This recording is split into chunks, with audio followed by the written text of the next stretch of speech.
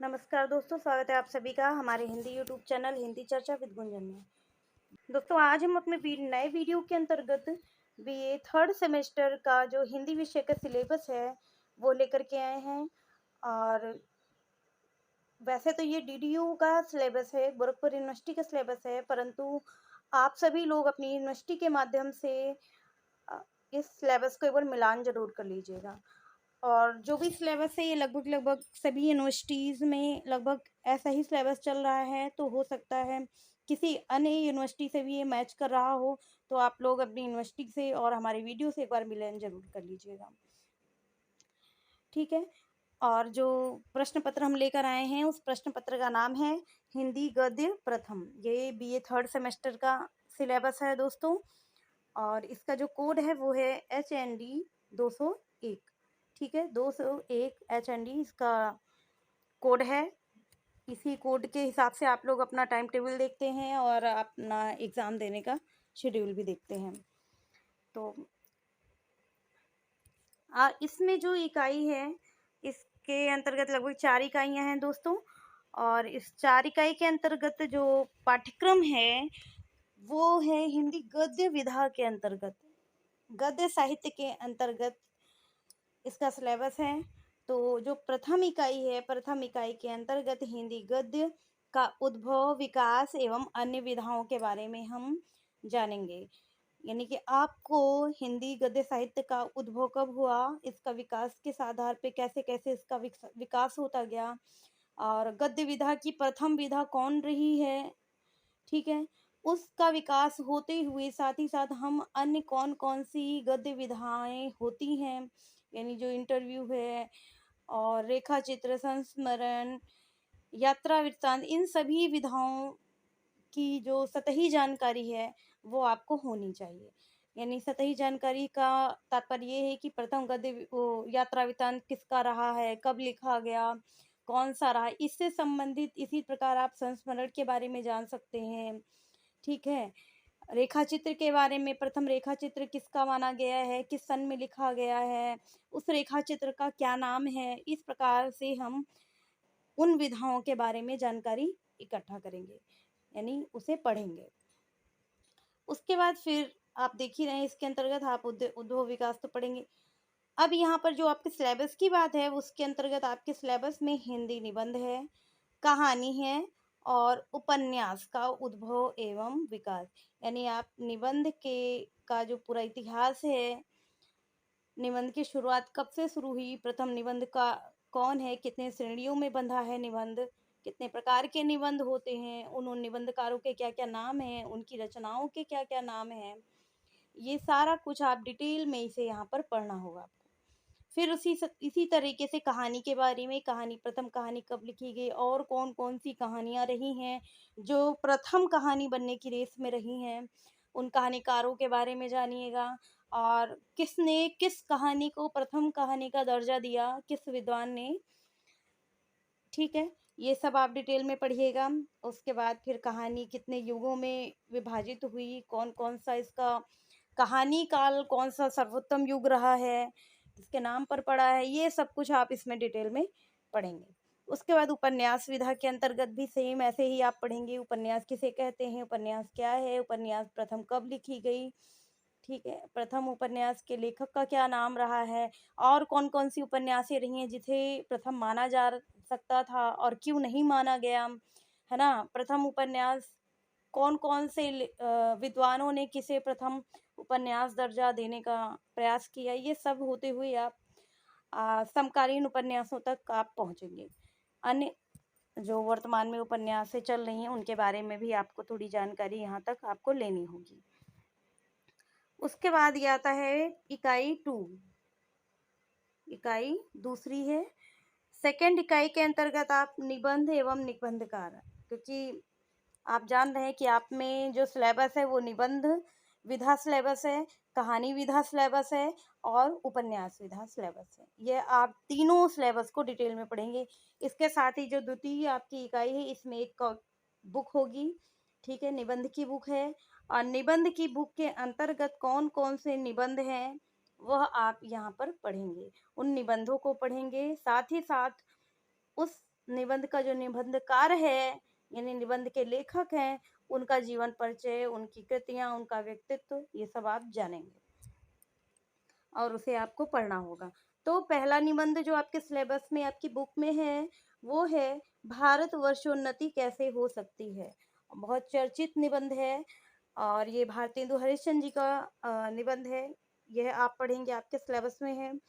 उसके बाद कवि कर्तव्य, ये महावीर प्रसाद द्विवेदी जी का निबंध है। यह आपके सिलेबस में है, आपकी बुक में है। उसके बाद है करुणा, करुणा निबंध रामचंद्र शुक्ल जी का निबंध है। यह आपके सिलेबस में है।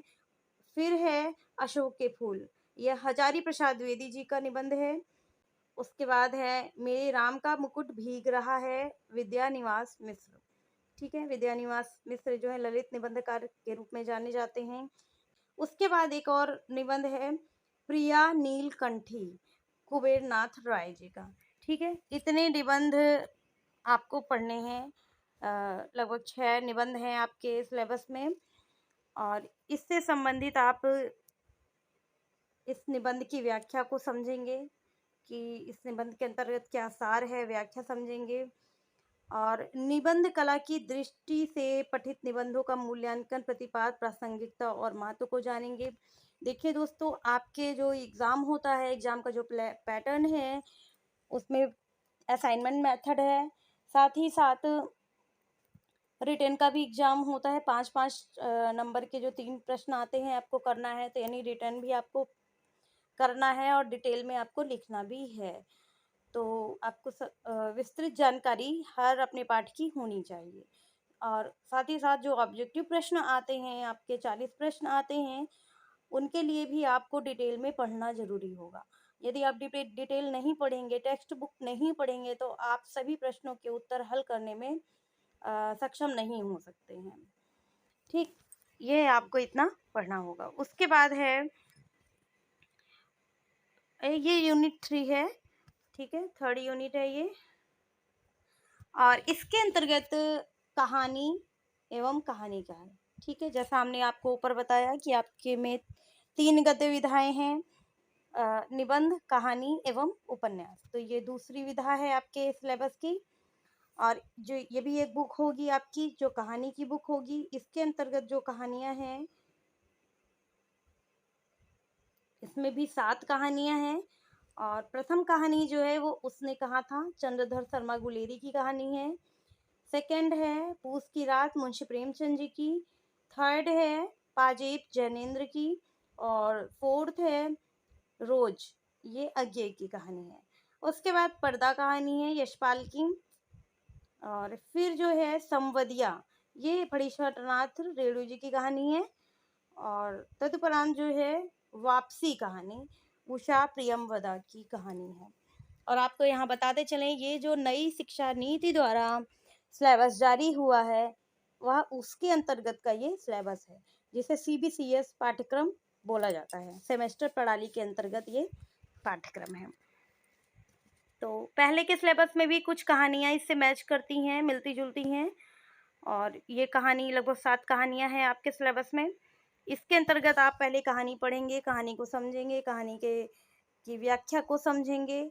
उसके बाद कहानी के जो कहानी कला के जो तत्व होते हैं, 6 प्रकार के तत्व होते हैं। ठीक, उस आधार पर आप कहानियों का मूल्यांकन, संवेदना में शिल्प, वैशिष्ट महत्व को प्रस्तुत करेंगे। ठीक, यह इतना आपका सिलेबस हो गया यूनिट 3 के अंतर्गत। उसके बाद है यूनिट 4।